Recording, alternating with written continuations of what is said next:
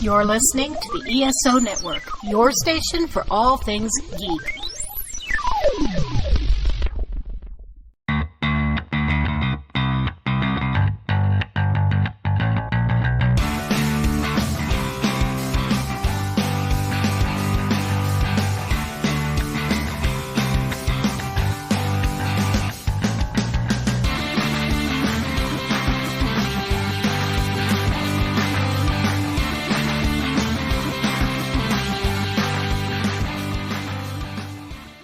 What's up, music lovers? Welcome back to Modern Musicology. My name is Alan, and I am joined today by Rob Levy.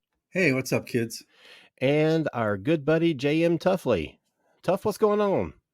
Has it been enough episodes yet? Have we been spacing this out enough? Am I back in the predictable period of time that everybody's okay with?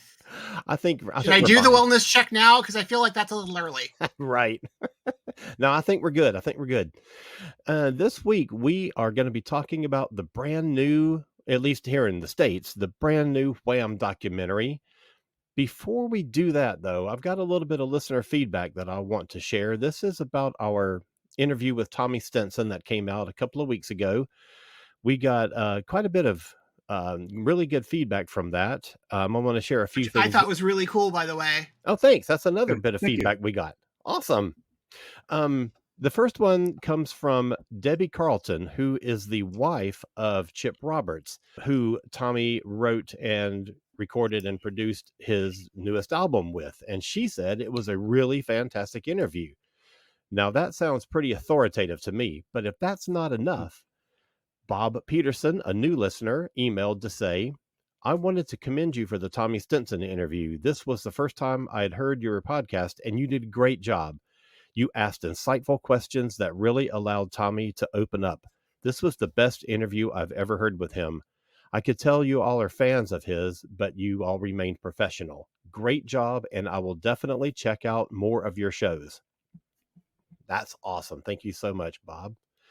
And John Rokosny, who is a friend of our dear friend Stephanie Seymour, who is not with us tonight, said, great job on the Tommy Stinson interview, and commented about how comfortable he felt in the interview and said, it's the relaxed feel you all have. Artists want to have a conversation and to be taken seriously. Keep up the good work.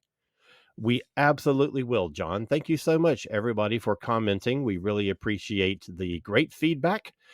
And we would love to hear from anybody else who would like to comment on anything, even if it's just to suggest a topic to us. You can email us at modernmusicology1@gmail.com, or you can leave a comment anywhere you find our episodes. All right, so this week we are talking about Wham! And this new documentary that has just come out here in the States on Netflix. It came out a couple of weeks ago on July 5th. Really good documentary. What do you guys think about it? Just general impressions of it. Well, I'll say this. And I'm sure this is going to be the running theme of the evening. I came out of it with a much different opinion of Andrew Ridgley than I had going in. Right. Also, it's a unique documentary, spoilers, in that it doesn't have an ugly, violent breakup story. It doesn't have backstabbing and people's egos getting in the way.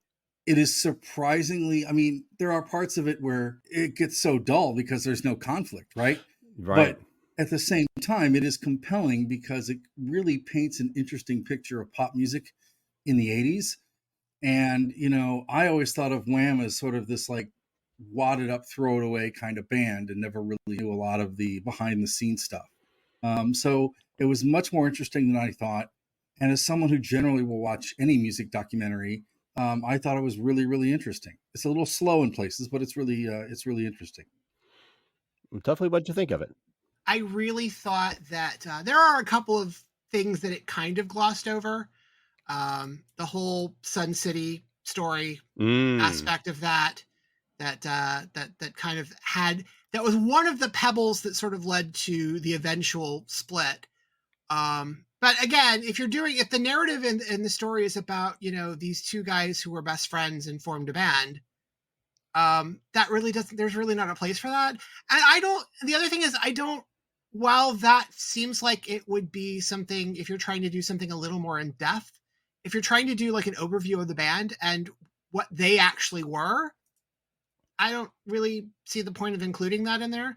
And also, a lot of this is featured in Andrew Ridgley's book, which is kind of where this kind of falls very similar to in feeling. And it was kind of a light, breezy read, and this kind of felt like a light, breezy documentary that didn't kind of go too far into really anything. But it's a nice overview of the band. Mm-hmm. I found myself surprised by how much I enjoyed it. I've never been much of a Wham fan. There's been a song here and there that I've liked, but for the most part, they are just a little too poppy for me. You know, Wake Me Up Before You Go Go was not a song that really was on my radar at the time it came out, because like my main focus in that early 80s kind of period, their early to mid 80s, was Black Sabbath and AC/DC, and a lot of other things sort of in that realm. And while I was still listening to top 40 as well, Wham just kind of seemed a little too lightweight for me.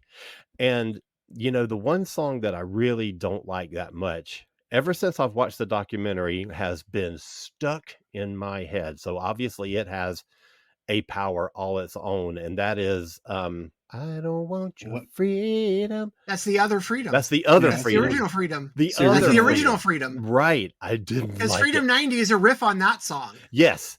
And Freedom 90 I liked a lot, but that original one I was like, oh. So anyway, I really found myself enjoying it a lot, and I was very surprised. I found it very eye-opening. I learned a lot from it.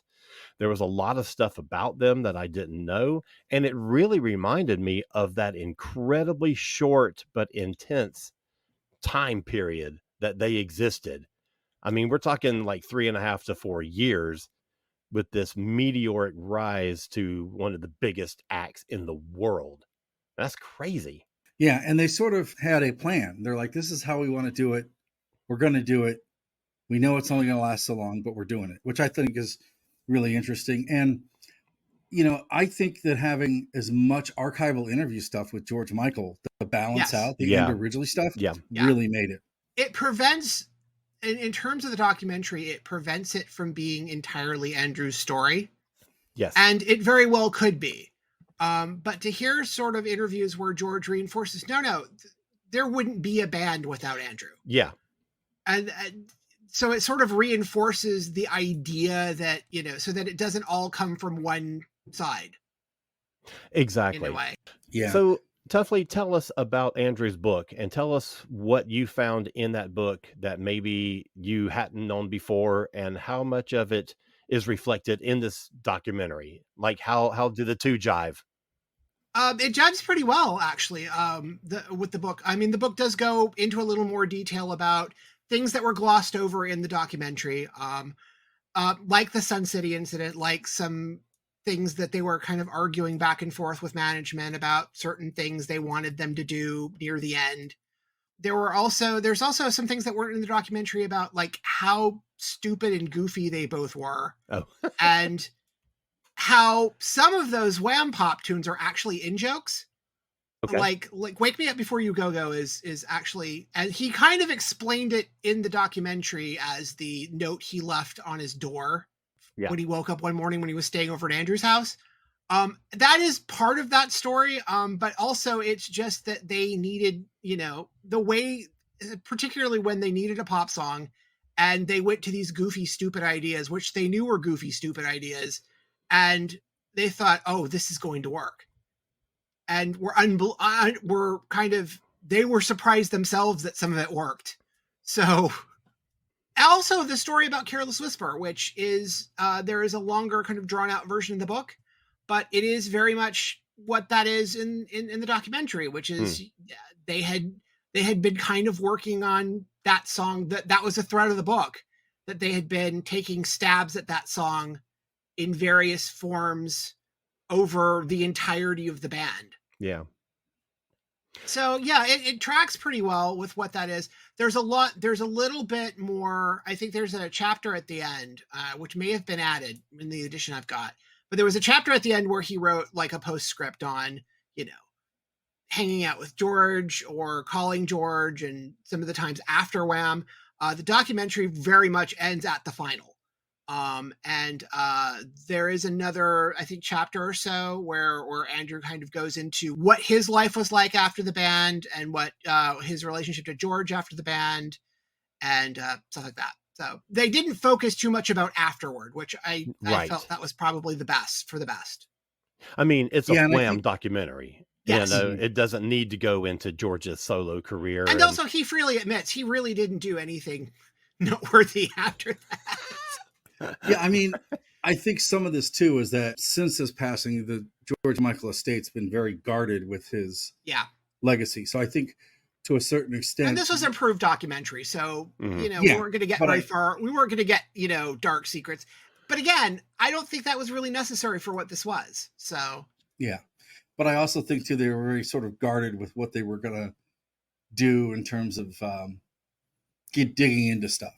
Yeah. So I and obviously they don't really need to, or it gets sidetracked and becomes kind of a muddled mess. But I think just focusing on the Wham years really gives you an insight of what pop music was like in the early 80s, especially coming out of New Wave and the New Romantic movement, and as a counterbalance to like austerity Britain and Thatcher. You've got a lot of different things going on, and they don't cover any of that. They just get into the band and the music. And I think that's really great. And I think, one of the things that I loved about this too is that it sort of, you can draw a line from what happens with Wham to things like the Spice Girls later. And that's sort of like, this is a pattern that happens over and over again. You have a band that has like a shelf life of like 3 to 5 years. That's a superbly huge pop band, and then they just kind of go away. And this sort of very easily could have fallen into that kind of redundancy, but it really gave some character to the people involved. I would have liked, while I do appreciate having both of the narratives of George and Andrew, I would have liked to have heard from Pepsi and Shirley, just to kind of get a nice little, just to get a little bit of perspective. I 100% agree with that. And, going into the documentary, I really hadn't remembered what a presence they were. I mean, everybody knew them. Everybody knew their names. Everybody who listened to Wham records and knew Wham from the radio or whatever knew who Pepsi and Shirley was. I really wish that they had been involved a little bit more. I mean, I know the story is about the friendship between Andrew and Michael meeting in school, the way that the friendship developed, the way that they, planned the career and all that kind of stuff. But I really would love to have heard from them. And, it's really interesting, too, because there's the nugget of a story there that we don't get necessarily the complete background of when George calls Andrew and says, hey, I want to tell you something. Can you come over? And he finds her with Shirley, and then she leaves the room. So there obviously is some sort of, I think, pre-knowledge of that conversation with her. I think the book goes in a little further on that story. Okay. Yeah. I mean, there's a lot of little interesting things I would like to have known. But at the same time, this documentary is very crisp with time. It doesn't go too long, and it doesn't go too short, which is also a great thing about it. I agree. I feel like for the time period that it's trying to cover, I think it was exactly the right length. It focuses on that 4-year period with the background of their friendship. And I loved seeing a lot of the archival photographs and footage that we saw of them in school.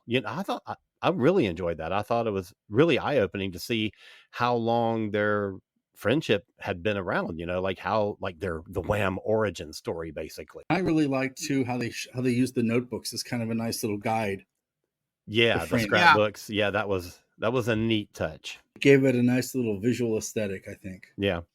It also paints a really good disparity between Andrew's parents, who were kind of really supportive of what he was doing, as opposed to George's parents, who it seems like, and I wasn't really sure about this, but most of the time it seems like George kind of lived most of the time at Andrew's house because his dad didn't approve of what he was doing. Yeah. So, but it seemed like a kind of nice juxtaposition between how the parents felt about all this. I thought it was really interesting that you have that archival interview clip of George talking about his father, his relationship with his father, Yeah. the way that the father didn't approve, the kind of things that the father would say to him. But you also got that interview footage of George's father saying, yeah, I did say those things. And Yeah. once they sort of did their first big American tour, and it took that long until Yeah. George's father finally said, I was wrong, you know, good for him for everything that he's done. I mean, it took that much for George to get that from his father. That's insane. But I loved hearing George's father admit that stuff, you Yeah. know. I thought that was really cool. So I'm going to talk about Andrew a little bit. Yeah. Because I'm telling you, this is the part of the story that I was most surprised about, that when they met, when they become buddies in school, it's Andrew who is the cocky one. It's Andrew who is the outgoing one. It's Andrew who borders on being the troublemaker kind of kid. He's the one who put it all together. He's the one who said, I want to form a band with my best friend. He basically dragged George Michael into doing this thing, you know? And George says there would not be a Wham if it weren't for Andrew. And that's amazing. I mean, that's the kind of story that you don't really get otherwise, because when you just know them from the radio or from the videos, I'm guilty of this myself. You think, what does this Andrew guy actually contribute to this? You know? Well, it's also important to know that, you know, in the route of the story that, you know, Andrew starts out as being the idea, and George, I think, says this at some point in one of the interviews, Mm-hmm. where he says, you know, I had a vision of, you know, the kind of rock star I wanted to be, and it was Andrew. Right. So I base the entire George Michael character off what a caricature of Andrew. Exactly. George said that Andrew was the guy who had the ideas about what kind of music they were going to do. He had the ideas about their look, their style. All that stuff came from Andrew, and that blew me away. The interesting part is when the manager says, you know, Wham is Andrew and the fake Andrew. Right.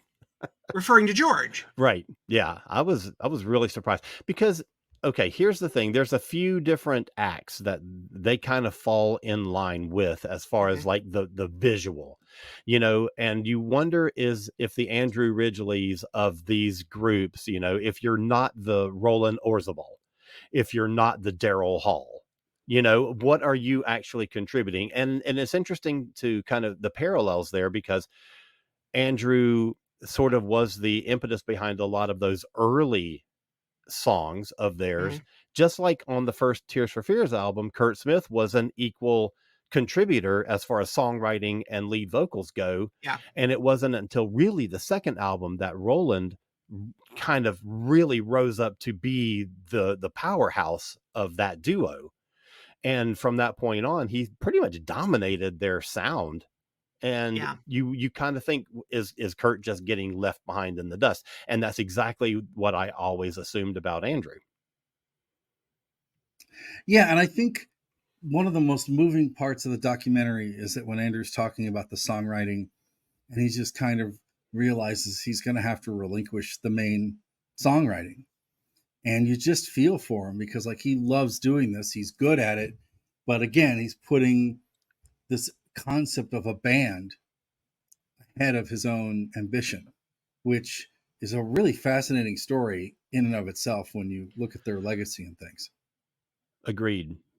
And I think, and not that it goes through as a thread in the documentary, just besides the fact that they continue to work on it, but I think that's kind of the underlying reason that George kept pushing to make Careless Whisper a thing. Yeah. That, you know, that's the thing that they both have.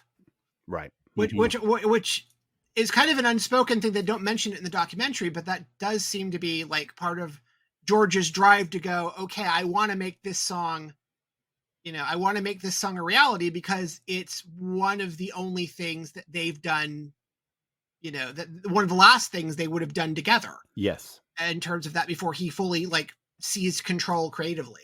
Yes.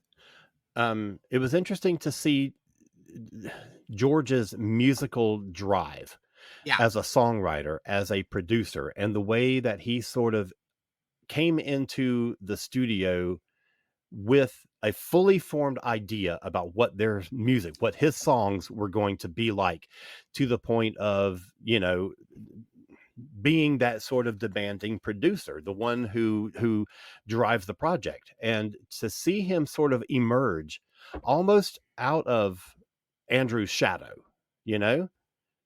it was really, really compelling, I thought. I think too that you have two, even though they've been lifelong friends, they're fundamentally different personalities.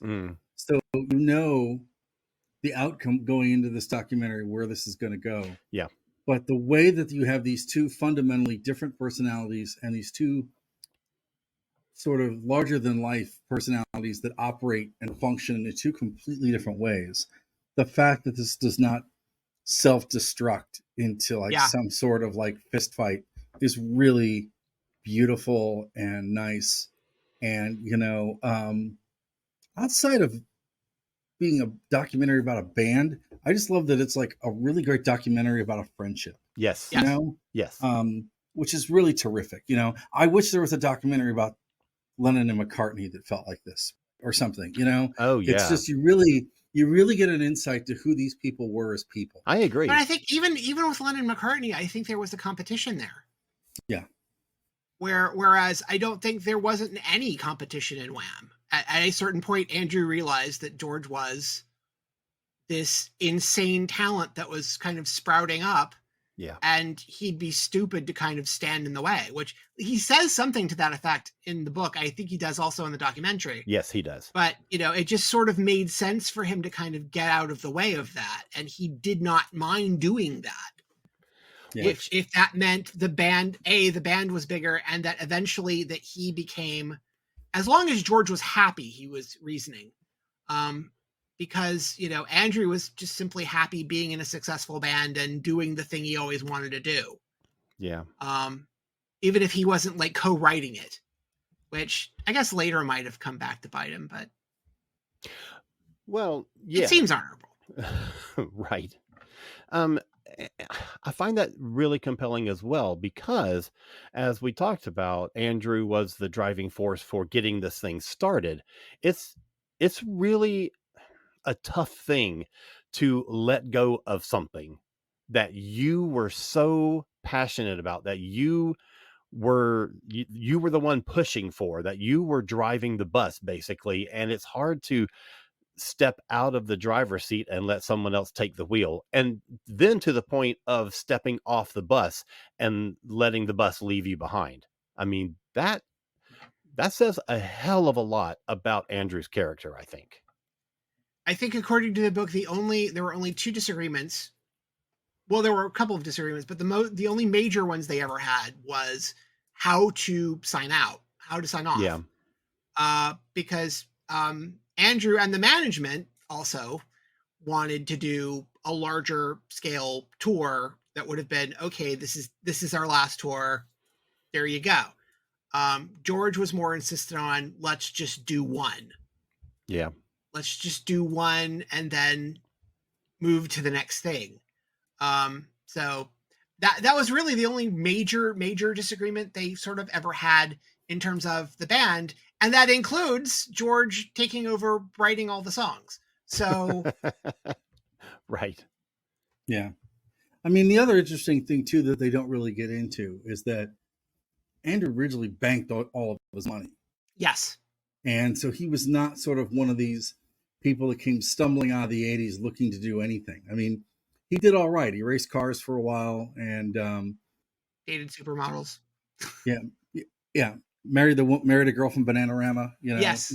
He did all right. So he's not by any means in bad shape. And I think that the big thing he wanted to do is, I think that he wanted to sort of get this monkey that's been on his back for like 20 or 30 years, of that he's sort of like the superfluous guy in the band. Yeah. I think that bothered him. And I think the book and subsequently the documentary is sort of setting that straight.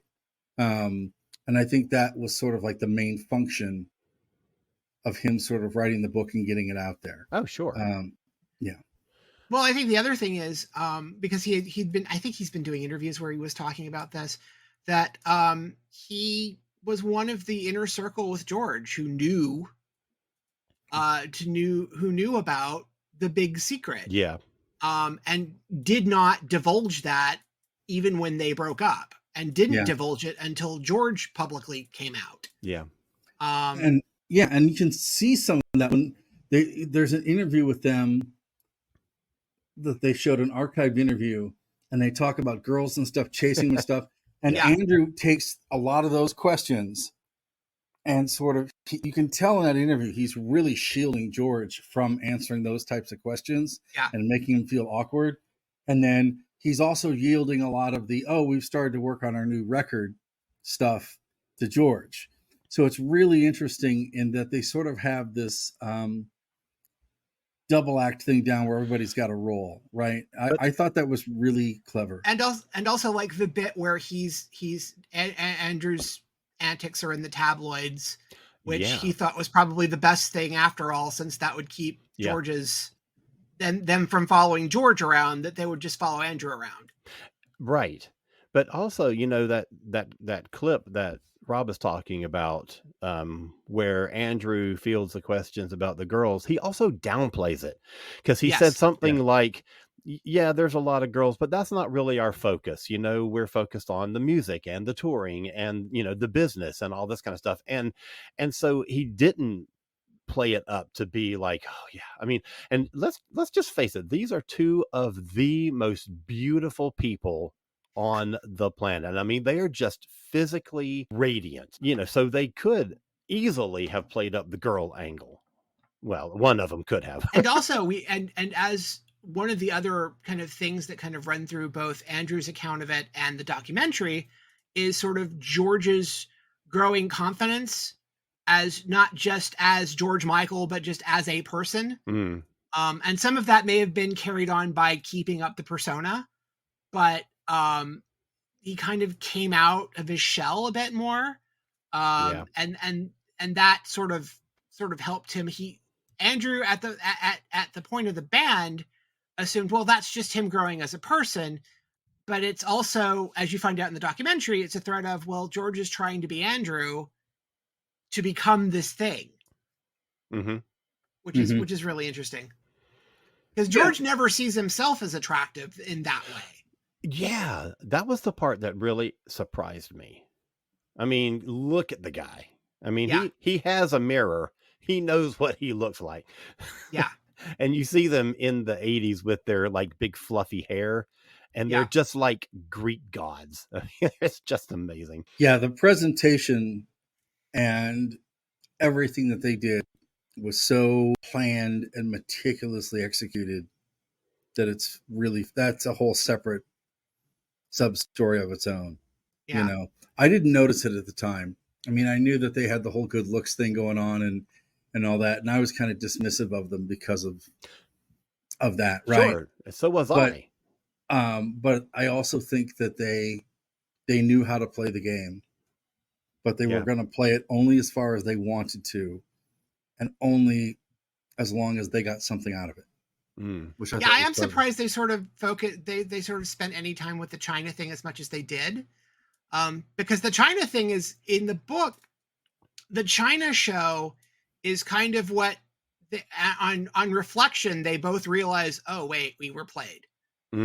Which leads into why you don't do the Sun City show later, which is not covered in the documentary. Right. But I'm surprised they went there and didn't go to the other place. But I really had forgotten all about the Sun City issue until you brought it up tonight in our conversation. And now that I think about it, like you're saying, if you address that series of shows in China the way that they did in the documentary, I mean, maybe they feel like that covers that topic enough. You don't need to do a second run in with that with Sun City. Even though Sun City may have been a bigger deal and may have been, more of a, sticking point between the two of them. Yeah. I don't know. And, well, it was mostly a sticking point between mostly George and the management. Yeah.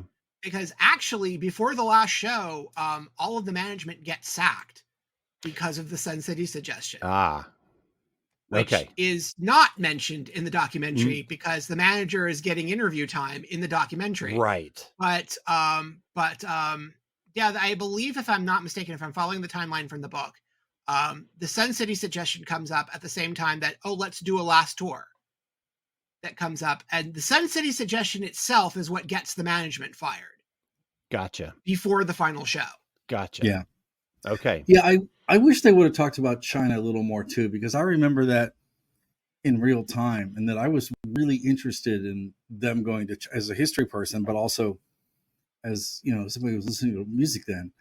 I was really fascinated at how that was going to go. And I really would have wanted to see more about why they were asked to play, what they did when they were there, sort of how it affected them.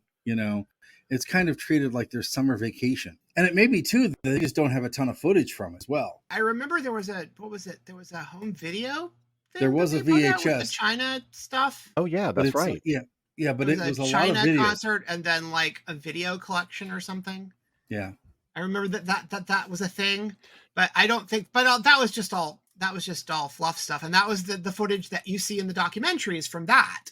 And it may be too that they've got the best quality stuff they can use. Yeah. Another thing that we saw happen in real time that I remember vividly is their involvement in Do They Know It's Christmas and in Live Aid. And I was glad to see those two things represented as well. But the thing that I didn't know was the story behind Do They Know It's Christmas, where George said to Andrew, we are going to have 4 #1 hits this year in one calendar year. And they were just barely kept from it by Do They Know It's Christmas, because nothing could have, conquered that thing. I mean, that was a behemoth. But no, they had set the train up. And the Last Christmas had literally been promoted. Yes. Had already started to be promoted. And that was going to be their single, with full knowledge that was going to be their single. Yeah. When in the documentary, the funny thing is, it's viewed it's framed as, wow, this is a really cool thing and this is awesome. But at the same time, oh shit, I don't get my #1. Right. Which I thought was really, really revealing and interesting too. Yeah. The whole George tugging against his selfishness. Yeah. And I thought that was a real interesting contrast to the story. Yes. What they didn't really talk about, they talked about playing in Live Aid and being invited onto the stage with Elton John. And this is George Michael's idol. And here they are on stage in front of 1 billion people and they're playing with George Michael. What they didn't talk about was Wham's set. Like, they basically canceled themselves because the show was running long, and they said, we won't do our set. And Elton said, well, why don't you come on and do a song with me? Wasn't it because Queen ran long? I think a lot of things were running long, but Queen did take, I think, more time. Because Queen did like any of the other what was the deal? acts Queen did like 2 more songs than they were supposed to. Their set was like 25 minutes, which was longer than anybody. Yeah, they did like 2 more. I think they were supposed to cut Bohemian Rhapsody down, and they just did the whole thing. No, they did cut it down. No, they did. But basically, like, Queen and a bunch of other bands ran long. But yes. Yeah. But I thought that was so magnanimous of them. We will sacrifice our Live Aid set to get this thing back on schedule. And then Elton says, well, just come out and sing one of my biggest hits that I've ever had in my entire career, because I know you're going to sing it like a storm, which he did. And I don't know. I just thought that was a cool little angle to the story that would have taken 35 seconds to tell, but they didn't quite tell it. I also love the sidebar story of that they donated all the money from Last Christmas. Yeah. Yeah. So the two in perpetuity, apparently. Right. Which I didn't know. So the 2 biggest singles of that year, both monetarily supported one charity. And that's just incredible. Because there's an interview. Because again, George is talking about, this is great. And, and in the back of my head, I'm going, shit, there's our #1. There goes our #1. Yeah. And then he's like, because I'm feeling guilty about this. It's great that we've donated the profits for that for all time to this. which kind of makes up for my selfishness on wanting that number one. Mm-hmm. Which they do the postscript at the end where they go, okay, well, Last Christmas did actually go number one in 2020. So Right. I thought the story of George's drive to become accepted as a songwriter yes, was really interesting. You don't really think of, when you're, in the audience and you're on the outside and you're kind of looking toward them, you don't really think of him as being that insecure guy, that one who just wants to be accepted by his peers. I mean, that I found that really, really insightful, really interesting. well, I think it's not just his peers. He just wants to be accepted in some way. Well, yes, that's what I mean, on different levels. The other thing is that, and it goes back to the whole confidence thing. It comes back to the, do I come out thing? Yeah. It crosses all of that, being, he just wants to be accepted for something he's doing, because it's not something his dad's giving him until the very end of Wham. Yeah. And it's not something he's getting from critics because, they're writing them off as this airy pop disposable band. Yeah. And, he's not getting it, in any sort of personal relationships other than the one he's got with Andrew. Mm-hmm. About the coming out thing, I mean, we're talking about this is what, 1985, 86, around that time. And that's a really tough time to be in that situation where there's such a stigma against AIDS and all that stuff. And this had to be a really stressful time for George. I mean, look at the way that the press was treating Freddie Mercury. Freddie was not out, but Freddie was going through the illness that was becoming very public, and the press dogged him and hounded him and attacked him to get some kind of admission of, is this AIDS? Are you gay? They just tore him apart. So you can understand George not wanting to go through that. Well, Freddie never really came out. Not really. I mean, Freddie never really came out. Elton really didn't come out until much, much later. Yeah. And was not out in this period. Correct. So there was still a pretty big stigma, particularly in Britain, about sexuality. Yeah. Yeah, and I think some of it too is that they're trying to break this is right when they're trying to break into America. Yeah. So I think that's part of it. I also think part true. of it too could be the record label. Part of it though too is that, even though he's hugely famous, whether he's straight or gay, George is not always completely comfortable in the public limelight. And he's seeing what the limelight is doing to Andrew. Yeah. With, his womanizing and stuff. And I think he also quickly realizes that maybe this isn't the right time. The other thing that the movie doesn't really go into that's fascinating is that George Michael had a really intimate friendship with Princess Diana. Yeah. And yeah, one of the conversations that they had was that we're both living these lives controlled by other people in many ways. So we're both living sort of like lives where we don't get to be ourselves. So I think that is also kind of at play as well. So I think it's a lot of different things. I think you're looking at the world at the time, and I know it was AIDS is such a big thing at the time. There's such an enormous stigma against it at the time. I mean, it had to be an incredibly difficult position to be in. Yeah. And also it was a very different reaction from when he told Andrew and everybody kind of in the inner circle to. And then I think the way it's put in the documentary is, and it kind of goes a little further in the book, is, should I tell Dad? Yeah, of course. And, it's the conversation is sort of briefly cut off in the documentary, which is, everybody convinces him not to do that. Right.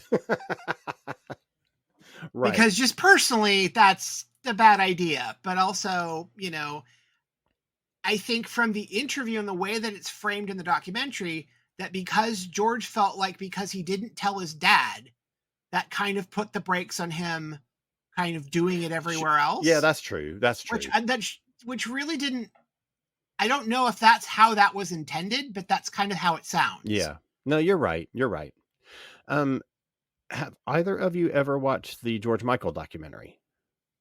I've seen parts of it, but not all of it all the way through. I haven't either, and I'm really kind of interested in seeing it now because I want to see more of the story after Wham. I want to, kind of get into some of, these things that we're talking about in the Wham documentary with him, his drive for songwriting excellence and being a producer and all that kind of stuff, and breaking out on his own into a solo career, how all of that stuff kind of plays into, his person. I mean, because he had enormous success as a solo artist. I mean, completely eclipsing the enormous success that Wham had. And that's saying something, because they were huge. I think his solo career was sort of, I don't know, in terms of material, was an answer back to, especially Faith directly is sort of a call and response to a lot of Wham's catalog. And then Listen Without Prejudice is where he's trying to struggle against literally the entire machine, but also saying the thing he wants to say without saying the thing he wants to say, in a way. So I think even the kind of final interview comments that they have in the documentary sort of foreshadows his, growing unease with, well, I got what I wanted, I'm famous, but I'm not sure I'm not terribly comfortable with this either. Right. And I'm not comfortable with this image I've created, and maybe I've taken this too far. Yeah.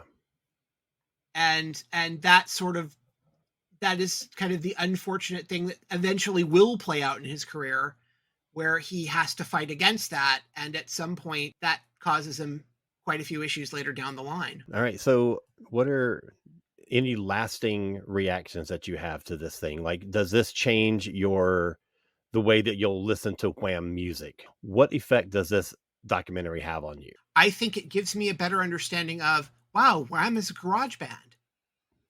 Because they kind of are. That's true. And, I kind of always sort of had Wham's not my cup of tea.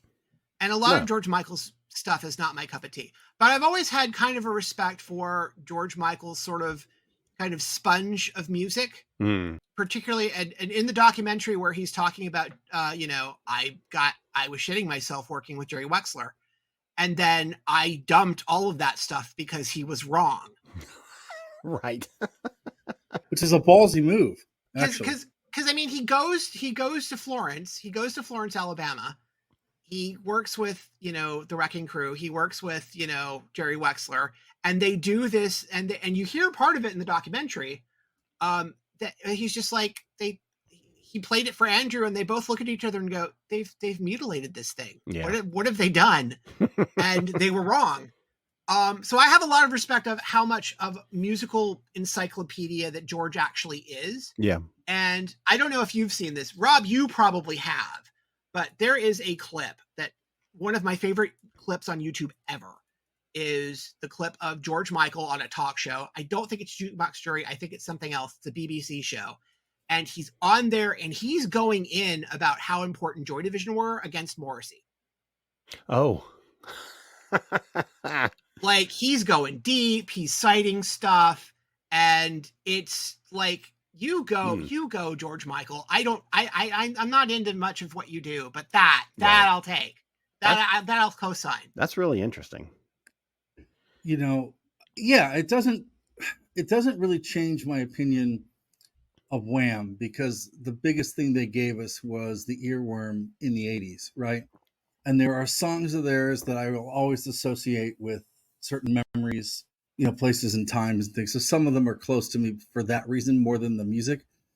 Freedom is like, my God, the juice bar I went to when I was a kid, they played that thing like 5 times a night. And it's to the point where I'm going to start throwing things if I hear it, right? Right, sure.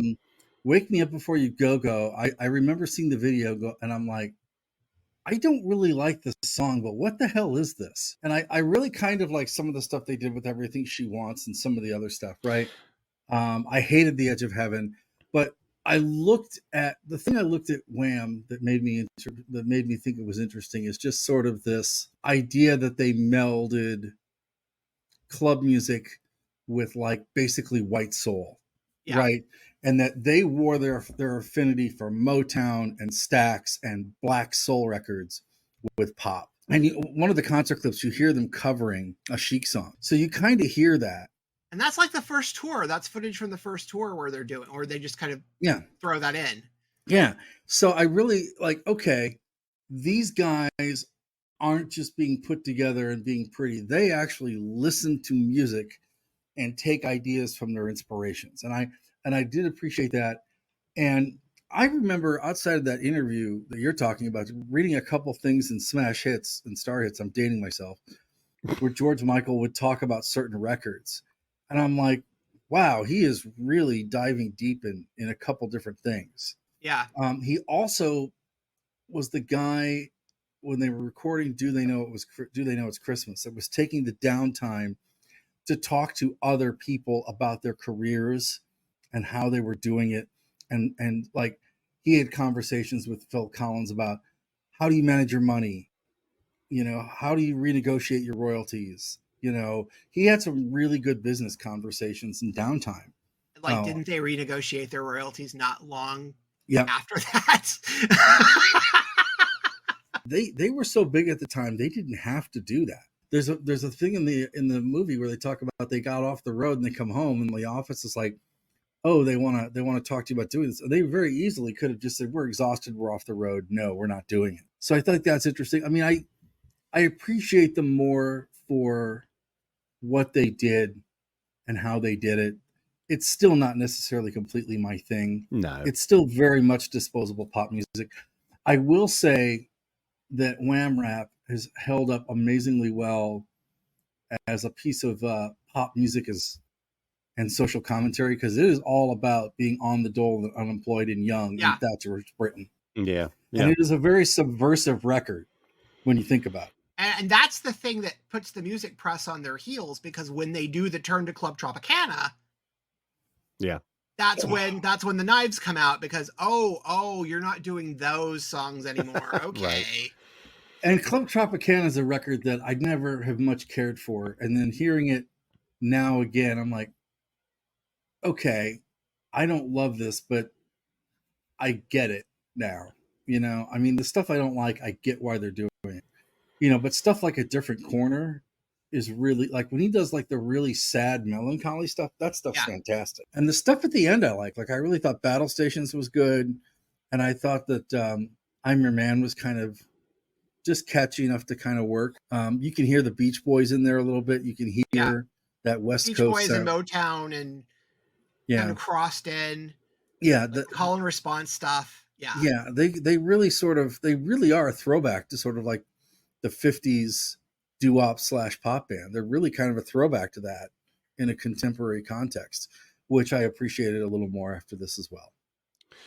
You know, in 1988, I saw George Michael on the Faith tour. It wasn't a thing that I was really that interested in seeing, but my best friend at the time was away at college, and he called me and he said, would you take my little brother? My little brother wants to go see George Michael. Will you please take him? I said, of course I will.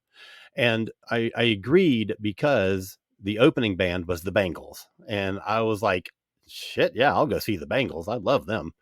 There was terrible weather and we had to stop because like a hurricane was moving in. So I completely missed the Bangles, but we saw George's set and it was, I will say it was a good show, and it was mostly his solo stuff, but he did a few Wham songs and a couple of like soul covers. Like he did a Stevie Wonder song and Lady Marmalade, that kind of thing, you know.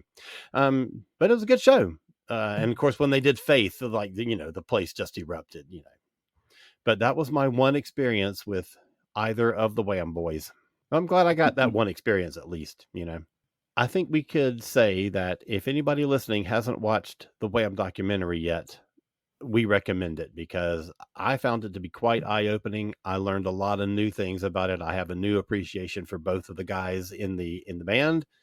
So spend 90 minutes and watch the film. I thought it was great. All right, so we're going to take a super quick break. We are going to be right back with our picks of the week, so don't go anywhere. For over 6 years, the 42 cast has worked to provide panels discussing topics from every corner of the geekosphere. Continue with us as we count down to episode 200 and try something a little different. Celebrity guest contributions. Yes, Emma Dumont from The Gifted is partnering with us to talk about science, movies, and so much more. You can only find this great content on the 42 Cast. It's your ultimate answer to fandom, geekiness, and everything. Welcome back. Rob, what have you been listening to this week, or reading or watching, other than the Wham documentary? So I'm going to start with the fact that the day we're recording this, we lost Jane Birkin, who is born British, but lived in France, was with Serge Gainsbourg for 10 years. Also used to be married to John Barry. And just as a singer, an amazing voice. I mean, you've probably heard Je t'aime non plus and a couple of her other things. She does a really great cover of I'm Not in Love. But if you get a chance to listen to any of the Jane Birkin records, especially the ones with Serge Gainsbourg, please do. They're incredible. Her voice is great, much more than a pretty face and a designer. So do want to start with that because it's great. And I'm a sucker for that French pop stuff. So I've been listening to a couple things. There's a band called Soft Science that has been kicking around for years. They just signed to Shelf Life, and they have a new single out called Sadness. I really like that a lot. And if you kind of like that sort of shoegaze textured sound thing, I recommend it. I recommend that.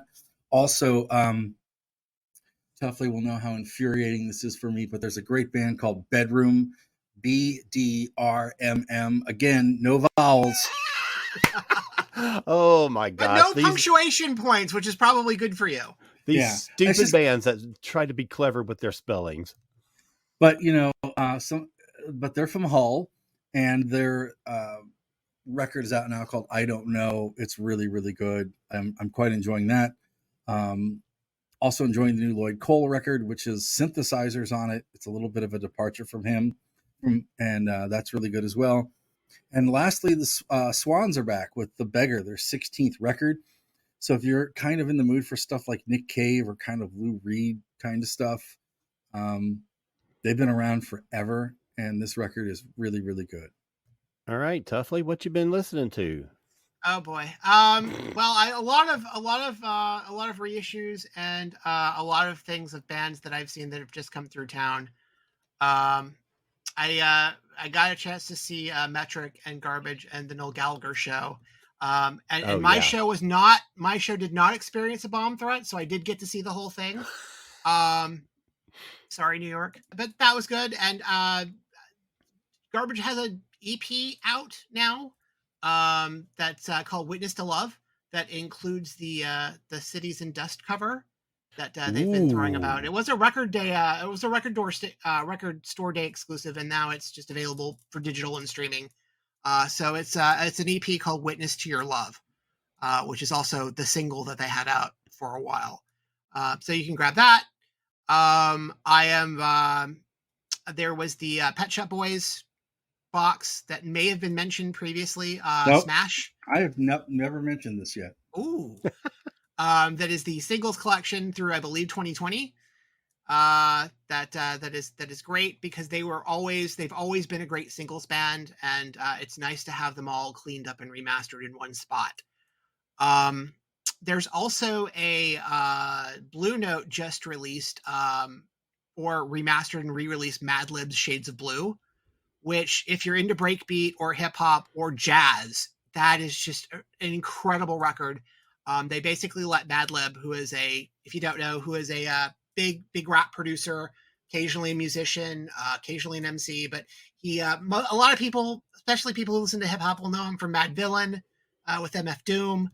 But at one point, Blue Note lets him go through the archives and picks out stuff that, anything he feels like he wants to do a remix or a record of, they let him do, and it's a collection of that. And Blue Note has put out a spiffy remaster of it. That's, I believe, 2 CDs and 2 vinyls, 2 records, which is really nice. And it's in their classic series, so it looks like even the records look like the classic Blue Note releases. So it just looks pretty cool, and it sounds great. And I've kind of been following, and this is kind of the rabbit hole that the De La Soul remasters have led me through. which have been, by the way, which are out and are freely available, and go buy those too. We love you, Dave. And that's about it for me. All right. Well, that's a lot. So this past week, I've been listening to, and Anthony mentioned this last week, but I've been listening to the Nita Strauss record, which is just a pile driver. It's so good. It's got a lot of guest vocals. There's instrumental tracks, and then anything with vocal has got a guest on it, and it's just really good. Anthony talked about that plenty last week, so I don't want to go into that too much, but I have absolutely loved it. And then a couple of things that I've picked up from Rob. One, the last couple of shows, he has mentioned an act called Sleepy Kitty. So I've been doing a little investigation on Sleepy Kitty, and it's going to warrant a little more. Some of their stuff appeals to me, some of it kind of doesn't. But I'm going to give them some more time and see where I kind of fall on that. But that's been kind of fun. I've enjoyed that. And then one other thing, this is somebody that Rob mentioned in past episodes. It's been a good while since he's mentioned it, and that is a band called the Reds, Pinks, and Purples. And, oh yes, oh my God! And so I never really paid any attention to it. He would mention them like episodes in a row, and I would think, oh, I should look into that, and I never did.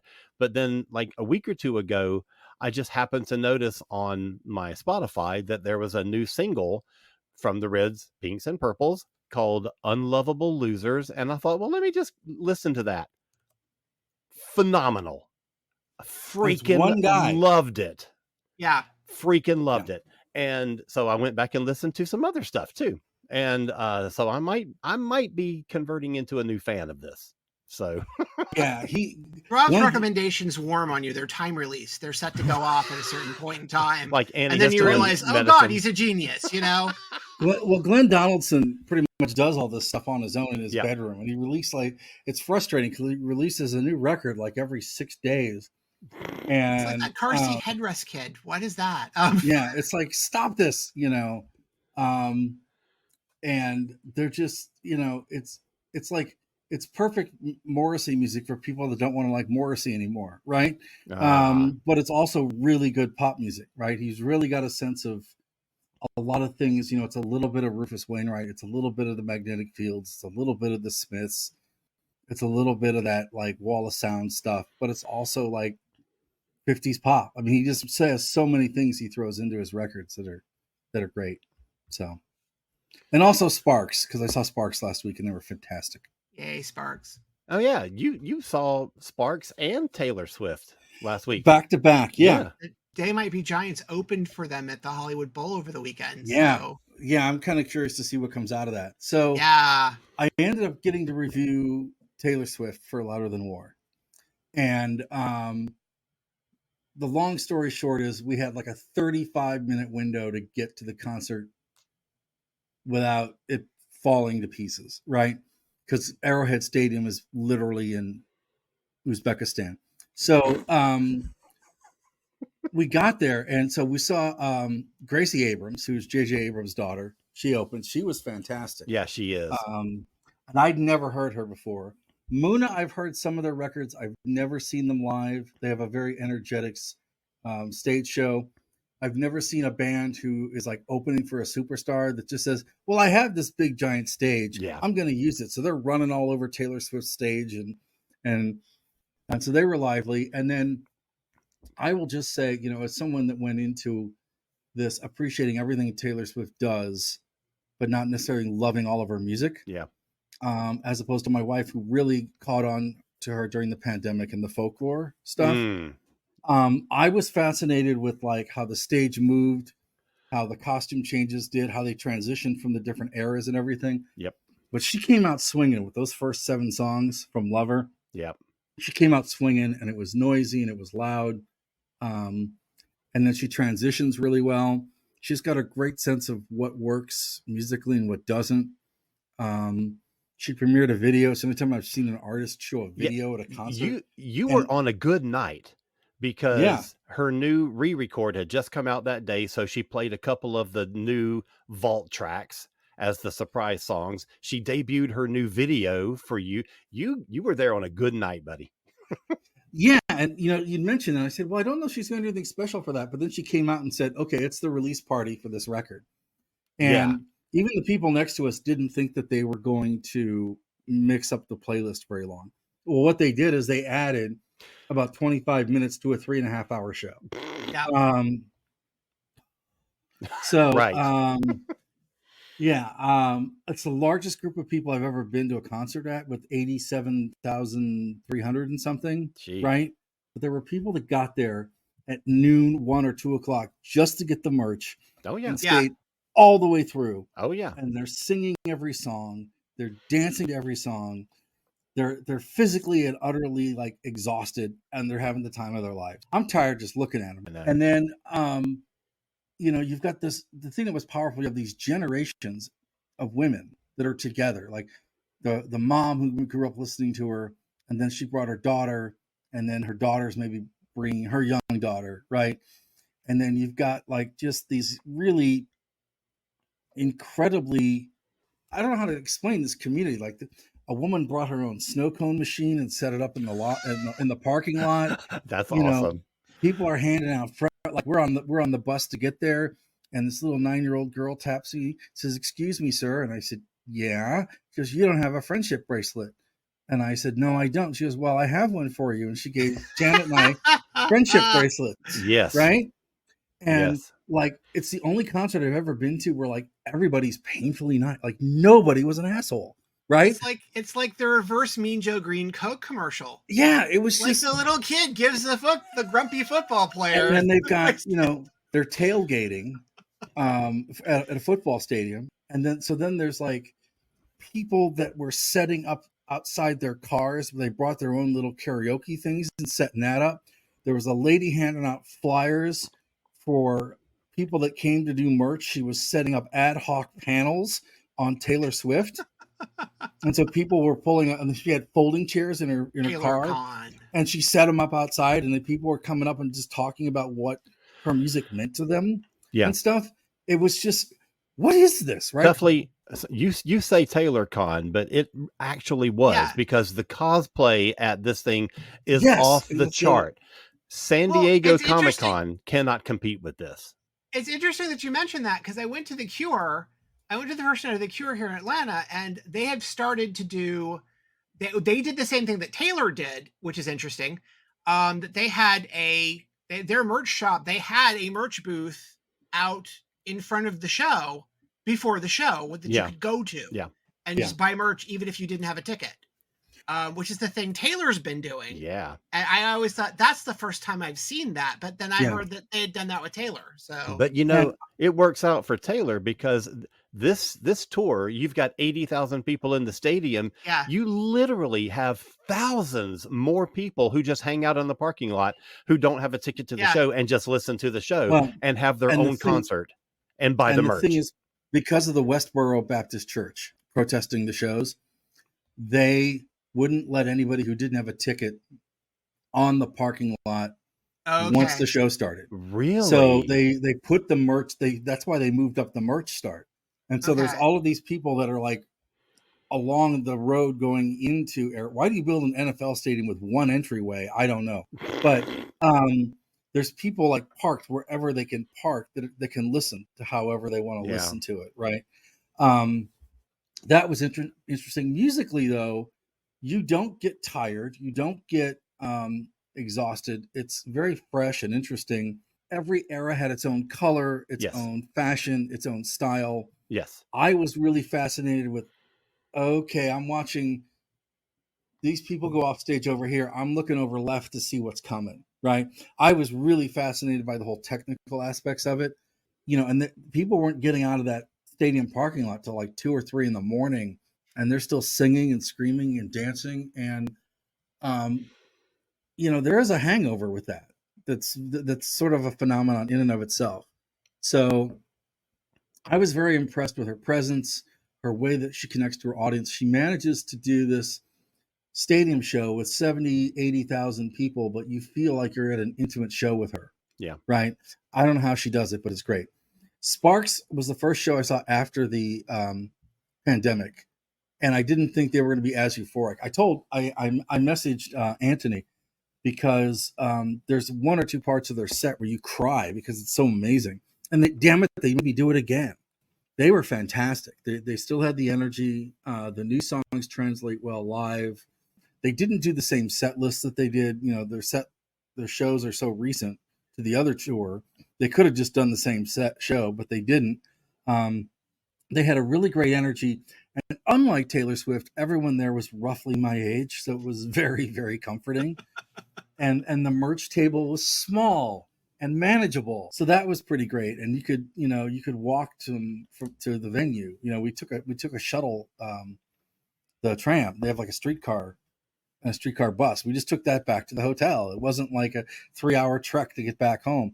So they were conversely different concert experiences. And I'm glad I saw Taylor Swift because it was like, this is, regardless of who the artist is, it's an artist at the apex of their career. Yeah. That it's changing how touring is going to happen in terms of ticketing, presentation.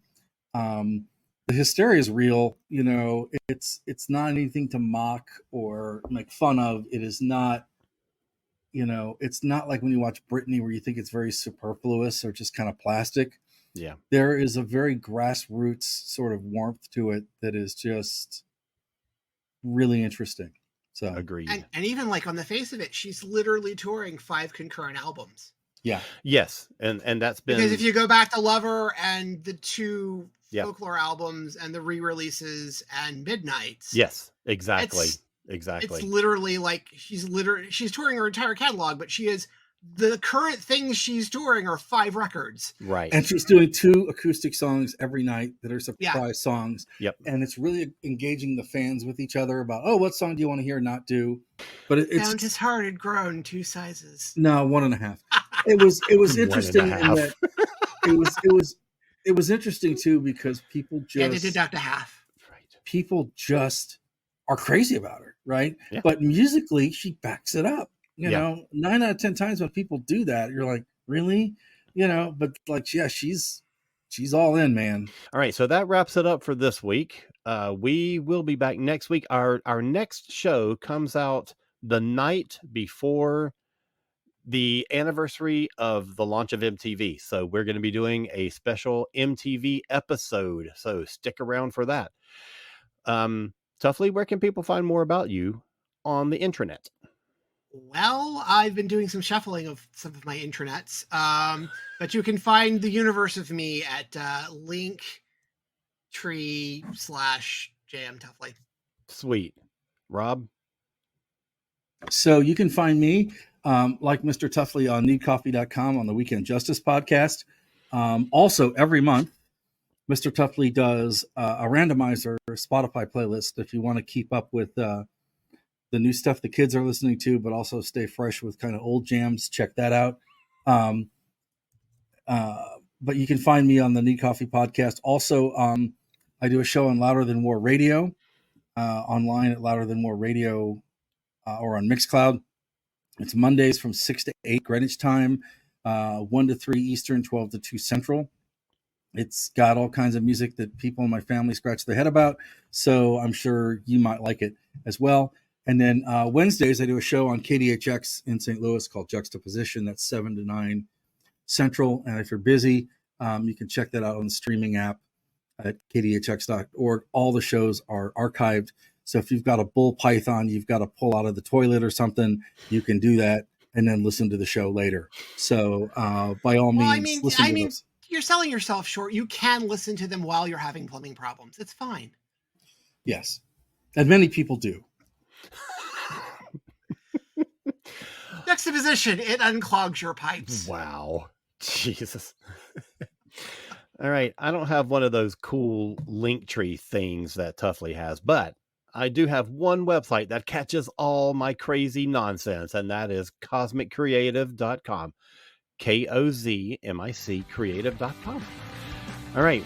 We'll be back next week with our MTV show. I'm looking forward to it. Everybody have a great week. take care, keep rocking on, and we'll see you soon.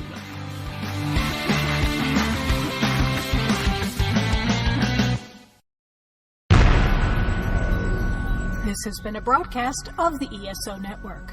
Be part of the crew and help support our shows by donating to our ESO Patreon or by shopping at the TeePublic store, which can all be found at www.esonetwork.com. The ESO Network, your station for all things geek.